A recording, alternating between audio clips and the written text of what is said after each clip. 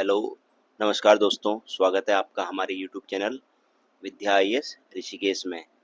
आज का हम जो सेशन लेके आए हैं, वो लेके आए हैं हिंदी से संबंधित उत्तराखंड के आगामी एग्ज़ाम्स जितने भी होने वाले हैं, चाहे वो पॉलिटेक्निक लेक्चरर है या उत्तराखंड ग्रुप सी के जितने भी एग्ज़ाम हैं, जहाँ पर हिंदी पूछी जाती है, उन सभी के लिए सेशन इम्पोर्टेंट है। तो आज का हम जो हिंदी का सेशन लेके आए हैं, इसमें हम 12 क्वेश्चन आप लोगों के साथ डिस्कस करेंगे। इसके अलावा इसके ऑप्शन के साथ जो भी चीज़ें आपको और एडिशनल बताई जाएंगी, आप उनको ज़रूर नोट करें, वो आपके लिए ज़्यादा इम्पोर्टेंट रहेंगी, उनको भी आप नोट करते रहें। तो चलिए शुरू करते हैं आज का पहला क्वेश्चन। पहला क्वेश्चन है कि भाषा की सबसे छोटी इकाई किसे कहते हैं? तो भाषा की जो सबसे छोटी इकाई है, उसे अक्षर या वर्ण कहते हैं, है ना। तो इसका आंसर क्या होना है? वर्ण। डी ऑप्शन जो है वो भाषा की सबसे छोटी इकाई कहते हैं, और भाषा की सबसे छोटी मौखिक इकाई बोले तो वो ध्वनि है ना। और हम उसको लिखेंगे तो वो अक्षर या वर्ण कहलाती है। तो पहले का आंसर क्या होना है? आंसर डी होना है पहले का, है ना। तो भाषा की सबसे छोटी इकाई वर्ण या अक्षर है, ठीक है। अच्छा, जो ये भाषा शब्द है, इस भाषा का अर्थ क्या है? अक्षर, शब्द और वाक्य तीनों का संगठित रूप क्या कहलाता है? भाषा कहलाता है ना। तो भाषा क्या है? अक्षर, शब्द और वाक्य तीनों का संगठित रूप है ना। इसके अलावा आप इसको भी नोट डाउन जरूर करें। अगले क्वेश्चन की ओर चलते हैं। दूसरा क्वेश्चन है हमारा, भाषा शब्द की उत्पत्ति किस धातु से हुई है ना। तो भाषा शब्द जो है संस्कृत के भाष शब्द से हुई है, संस्कृत के भाष शब्द से हुई है। तो जो ये सी वाला ऑप्शन है, इससे, है ना। इस भाष शब्द का अर्थ है बोलना या कहना। इसका अर्थ क्या होता है? कहना या बोलना, है ना। तो इसका अर्थ कहना या बोलना होता है। तो ये संस्कृत भाषा का शब्द है ये भाष, और ये धातु है मूल रूप से, उसमें ही प्रत्यय लगाकर भाषा शब्द बना होगा, ठीक है। तो दूसरे क्वेश्चन का आंसर, भाषा शब्द की उत्पत्ति किस धातु से हुई है? तो भाष धातु से हुई है, ठीक है। अगले क्वेश्चन की ओर चलते हैं। क्वेश्चन नंबर 3 है, हिंदी शब्दकोश में अक्षर का क्रम किस वर्ण के बाद आता है? शब्दकोश का अर्थ होता है यहाँ पर डिक्शनरी। तो हिंदी वर्णमाला का पहला वर्ण तो अ है, लेकिन हिंदी शब्दकोश की बात करें तो उसका पहला जो वर्ण है वो है अंग। वो क्या है? पहला अंग है ना। और वही डिक्शनरी की बात ही कर रहा है इस क्वेश्चन में को, कि हिंदी शब्दकोश में अक्षर का क्रम किस वर्ण के बाद आता है। अक्षर एक संयुक्ताक्षर है। अक्षर का निर्माण आपका दो अलग अलग व्यंजनों के मेल से हुआ है। अक्षर उसमें क और श के मेल से क्या बना है? अक्षर बना हुआ है ना। तो यहाँ पर जो क और श, ये प वाली श रहेगी यहाँ पर, इससे इसका मेल से ये जो अक्षर बना हुआ है, ये आपका क, एक मिनट, क और प वाली श, इसे आप मूर्धन्य श भी कहते हैं, उससे ये बना हुआ है ना। तो हिंदी शब्दकोश में अक्षर जो वर्ण है वो क वर्ण के बाद आता है ना। इसके बाद आता है क वर्ण के बाद। और वर्णमाला की बात करें तो संयुक्त अक्षर में अक्षर, त्र, ज्ञ, ऐसे करके 4 संयुक्त अक्षर हैं, अक्षर, त्र, ज्ञ और स्र। तो यहाँ पर ये शब्दकोश की बात कर रहा है, वर्णमाला की बात नहीं कर रहा है। तो इसका आंसर क्या होगा?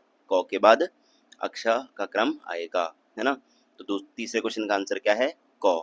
अगले क्वेश्चन की ओर चलते हैं। क्वेश्चन नंबर 4 की क्वेश्चन नंबर 4 है, इनमें से ओ का उच्चारण स्थान क्या है? तो ओ एक स्वर है। स्वर वे स्वतंत्र ध्वनियां हैं जिनका उच्चारण के लिए किसी भी अन्य वर्ण की सहायता नहीं होती है, या ऐसे कह सकते हैं कि स्वरों के उच्चारण में श्वास वायु बिना रुकावट के स्वतंत्र रूप से निकलती है, उन्हें क्या कहते हैं? स्वर कहा जाता है। तो यहाँ पर ओ है। तो ओ जो स्वर है ये 2 स्वरों के मेल से बना हुआ है, औ और उ, और उ। तो यहाँ पर अ जो है, अ स्वर का उच्चारण स्थान कंठ है, और उ का उच्चारण स्थान ओष्ठ है। तो औ का उच्चारण स्थान क्या होगा? कंठ, ओष्ठ। तो इस चौथे क्वेश्चन का आंसर क्या होगा? डी, कंठ, ओष्ठ, है ना। तो ओ को हम, इसका उच्चारण स्थान क्या है? कंठ, ओष्ठ है। तो डी का, क्वेश्चन नंबर 4 का आंसर है डी।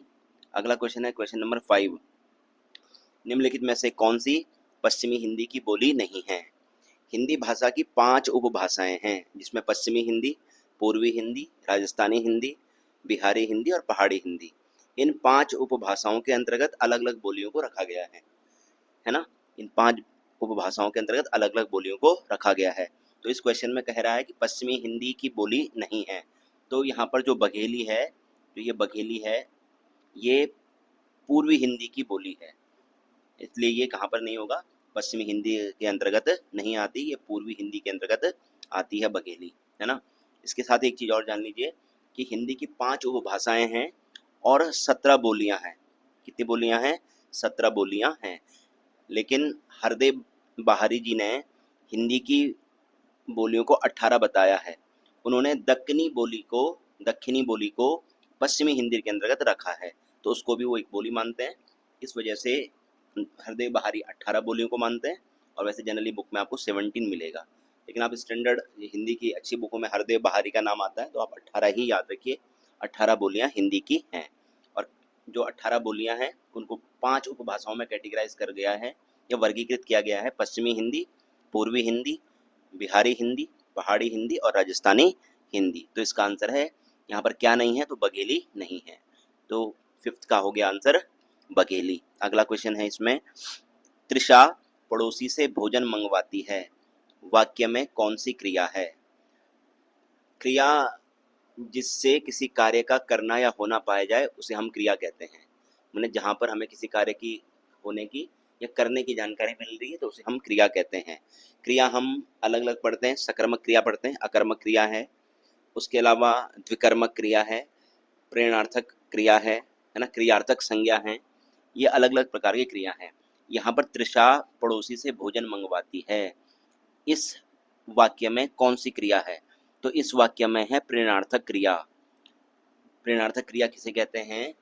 जिन वाक्यों में कर्ता कार्य को स्वयं न करके किसी और से कराए, वहां हमेशा प्रेरणार्थक क्रिया होती है,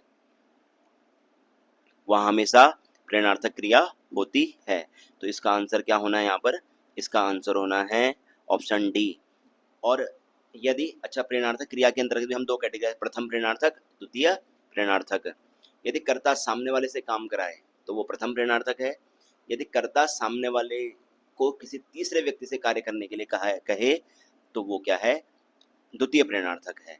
तो त्रिशा पड़ोसी से भोजन मंगवाती है, इस वाक्य में कौन सी क्रिया है? इस वाक्य में प्रेरणार्थक क्रिया है ना। तो ये बहुत इंपॉर्टेंट है, आप इसको जरूर से पढ़ें, है ना। तो सकर्मक क्रिया वो क्रिया जिसमें कर्ता या कर्ता का कर्म मौजूद है या कर्ता द्वारा किए गए कार्य का फल उसके कर्म पे पड़े, उसे सकर्मक कहते हैं। जिस वाक्य में सिर्फ कर्ता ही मौजूद है और उसका कर्म मौजूद नहीं है, या ऐसे भी कह सकते हैं जिन वाक्यों में कर्ता द्वारा किए गए कार्य का फल स्वयं कर्ता पे ही पड़े या सिर्फ कर्ता पे पड़े, उसे अकर्मक क्रिया कहते हैं। सहायक क्रिया जो हैं, सहायक क्रिया हैं क्रिया के स्वरूप को दर्शाती हैं और सहायक क्रिया ही काल का निर्धारण भी करती हैं, है ना। तो इसके बारे में भी आप जानिए, ये भी इम्पोर्टेंट है। तो त्रिशा पड़ोसी से भोजन मंगवाती है, इसमें कौन सी क्रिया है? प्रेरणार्थक क्रिया है। जब भी आप क्रिया को पढ़ें, आप उस वाक्य के नेचर को जरूर समझें, है ना, कि वाक्य कैसे प्रकृति में है, उसमें क्या पूछना चाह रहा है, वो आप उसको जरूर समझें, ठीक है। तो अगले क्वेश्चन की ओर चलते हैं। क्वेश्चन नंबर 7, भूखे को भोजन दो, वाक्य में को कौन सा कारक है ना। तो हिंदी में कारक क्या है? कार्य को करने वाला, उसे कारक कहा गया है। तो यहाँ पर को, तो वैसे कर्ता ने कर्म को, कर्म कारक के अंतर्गत भी को कारक चिन्ह का प्रयोग किया जाता है, लेकिन यहाँ पर जब भी किसी के हित में किया गया कार्य हो, जहाँ पर हित पूर्ति हो रही हो, वहाँ हमेशा संप्रदान कारक होता है। और जो ये संप्रदान कारक है, इसकी विभक्ति चिन्ह, जिसको आप परसर्ग भी कहते हैं या कारक चिन्ह भी कहते हैं, इसकी कारक चिन्ह है एक को और दूसरी है के लिए। दूसरी कौन सी है? के लिए। तो 2 कारक चिन्हों का प्रयोग यहाँ पर किया जाता है, किसमें? आपके संप्रदान कारक में। हित पूर्ति में किया गया कार्य हमेशा संप्रदान कारक कहलाता है। जहाँ पर भी कुछ अच्छे कार्य होते हुए दिखे, वो हमेशा संप्रदान कारक है। जैसे भूखे को भोजन दो, मजदूर को मजदूरी चाहिए, है ना, राम ने मोहन को पुस्तक दी, है ना, गांधी जी जनहित के लिए जेल गए। तो ये अन्य इसके एग्जाम्पल हैं तो इस वाक्य या क्वेश्चन नंबर 7 का आंसर क्या होगा? संप्रदान कारक। और संप्रदान का ही अर्थ होता है हितपूर्ति।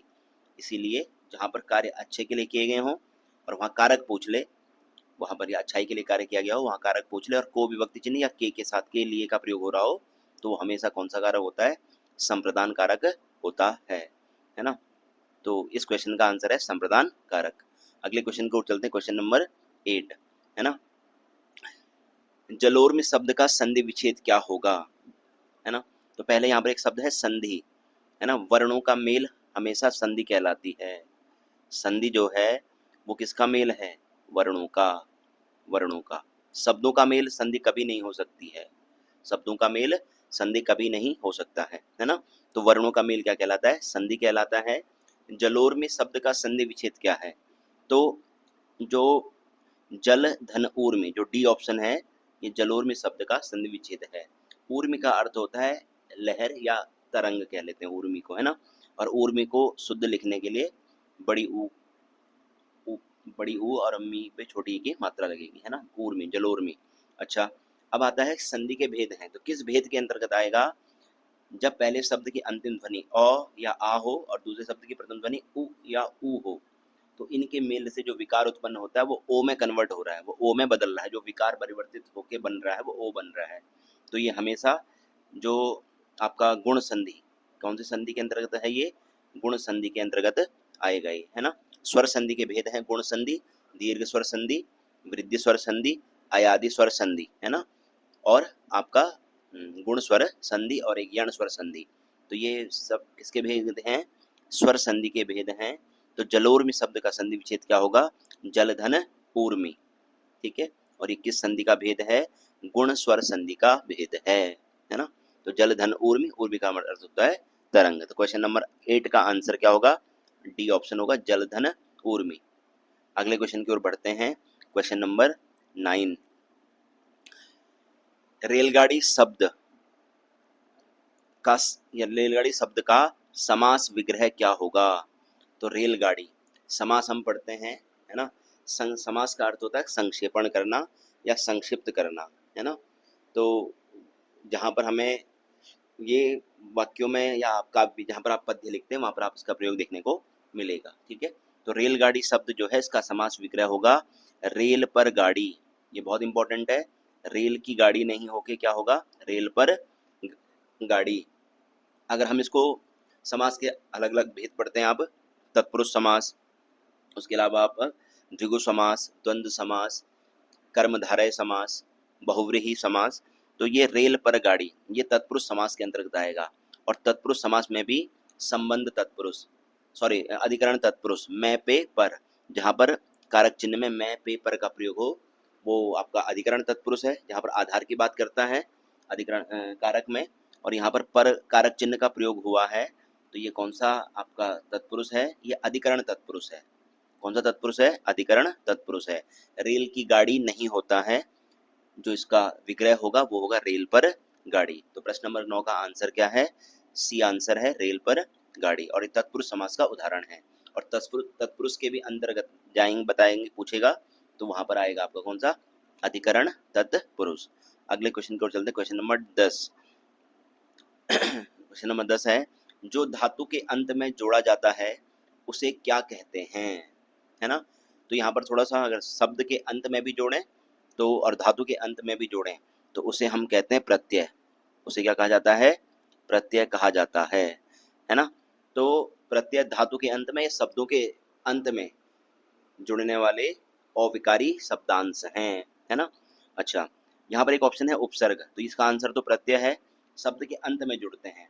जब भी कोई प्रत्यय किसी शब्द के साथ जुड़ेगा या किसी धातु के साथ जुड़ता है तो उससे मिला जुला अर्थ देता है, उसके अर्थ में बहुत ज़्यादा परिवर्तन नहीं करता है।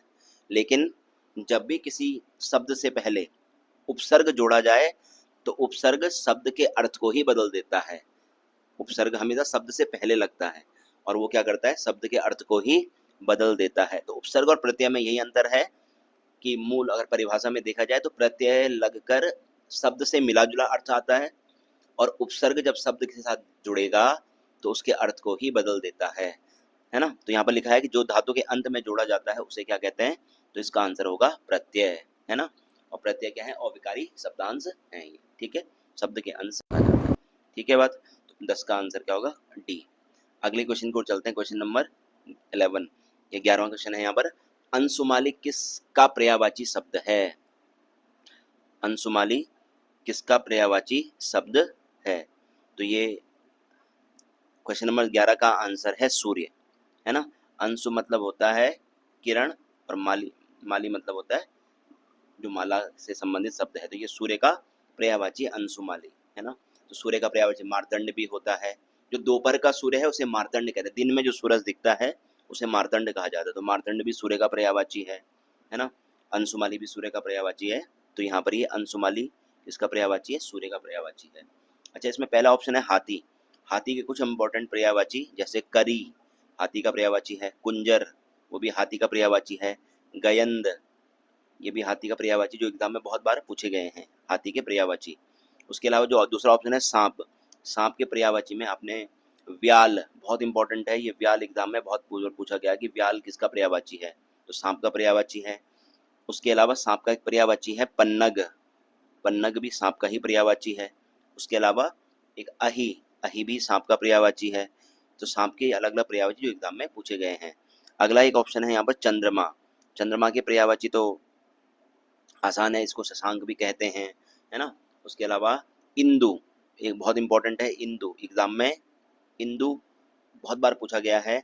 एक बहुत इंपॉर्टेंट चंद्रमा का पर्यायवाची है मृगांक, मृगांक ये भी किसका पर्यायवाची है आपका, मृगांक आपका चंद्रमा का ही पर्यायवाची है, मृगांक भी, है ना। तो ये भी आपको पता होने चाहिए। और आज का जो लास्ट क्वेश्चन है 12वां क्वेश्चन, जिसको पत्नी का साथ न हो, ये शब्द समूह के लिए एक शब्द है, ये एग्जाम में आपको देखने को मिलते हैं। तो ये है क्वेश्चन है, जिसको पत्नी का साथ न हो के लिए एक शब्द होगा। तो इसके लिए कभी इसको ऐसा ही पूछा, जिसकी पत्नी साथ न हो उसे कहते हैं विपत्नीक, उसे क्या कहते हैं, विपत्नीक। और जिसकी पति या वह व्यक्ति जिसकी पत्नी उसके साथ हो उसे सपत्नीक कहते हैं, सपत्नीक। वह व्यक्ति जिसकी पत्नी उसके साथ हो उसे सपत्नीक कहते हैं, और उसकी पत्नी साथ न हो तो उसे क्या कहते हैं, विपत्नीक कहा जाता है। इसमें पहला ऑप्शन है विदुर। विदुर क्या है, वह पुरुष जिसकी स्त्री या जिसकी पत्नी मर गई हो उसे क्या कहते हैं, विदुर कहते हैं। याचक, है ना, याचक क्या है, जो भिक्षा या वस्तु मांगता है उसे याचक कहा जाता है ना। और अध्युड़ा क्या है, अध्युड़ा भी बहुत इंपॉर्टेंट, एग्जाम में बहुत बार पूछा गया है कि वह स्त्री जिसका पति दूसरी शादी कर ले उसे क्या कहते हैं, अध्युड़ा कहा जाता है। तो इस क्वेश्चन का आंसर तो यहाँ पर विपत्नीक है। इसके अलावा जो आपको मैंने जो एक्स्ट्रा जो विदुर पहले ऑप्शन का, सी ऑप्शन का और डी ऑप्शन का बताया, आप उसको भी जरूर नोट करें, है ना। तो आज के सेशन के लिए 12 क्वेश्चन रखे थे मैंने। नेक्स्ट क्लास जो आएगी वो हम उत्तराखंड से रिलेटेड क्वेश्चन आप लोगों के साथ डिस्कस करेंगे। अगला सेशन उत्तराखंड का लेके आएंगे। एक सेशन फिर नेक्स्ट क्लास में आपको जीएस का सेशन भी देखने को मिलेगा। तो आज के लिए इस सेशन को यहीं पर एंड करते हैं। आप चैनल को ज़रूर शेयर करें और सब्सक्राइब करें, और अपने जितने भी दोस्त जो तैयारी कर रहे हैं उन सभी के साथ इसको ज़रूर शेयर करें। Thank you.